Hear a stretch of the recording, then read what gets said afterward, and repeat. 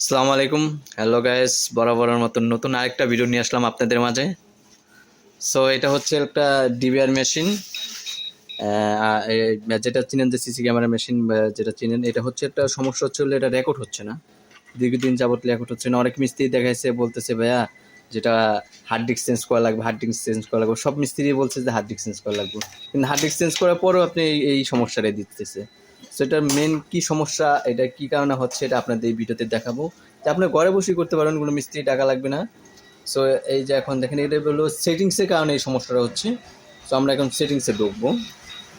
যে এই যে মেন মেনুতে, যেটা আমার এখানে লক মেন মেনু আছে, মেনুতে ঢুকবেন। যে আপনার লক চাবে, অবশ্যই লকটা দিয়ে নেবেন। এই যে এখানে দেখেন, এই যে ইয়ে আছে, এই যে এই অপশনটাতে আছে, এটা ঢুকবেন। ঢোকার পরে হচ্ছে এই যে দেখেন, এই যে এখানে অনেকগুলো অপশন আছে, এই অপশনটা ঢুকবেন। অপশন ঢুকে এই যে দেখেন লেখা আছে HDMI। এখানে যে আপনি এইগুলো সব মার্ক করে দেবেন। মার্ক করে দেওয়ার পরে যে ফরম্যাট, এখন ফরম্যাট নেবে।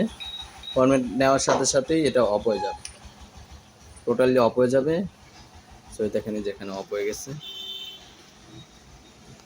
হবে হলে সমস্যা নেই, কিন্তু আপনারা বুঝবেন যে এটা ওরকম কোনো সমস্যা নেই, আবার ওপেন হবে। আপনি আর কিছু করা লাগবে না, ইএমএ ধরা লাগবে না, অটোমেটিকলি ওপেন হবে। এটা যে ওপেন হচ্ছে, ওপেন হয়ে গেছে। এই যে দেখুন, এখন এই যে রেকর্ডগুলো হচ্ছে। এই সমস্যার কারণে এটা আপনারা অনেক বিভ্রান্তিতে পড়ে যান, যে এটা হার্ড ডিস্ক চেঞ্জ করেন বারবার।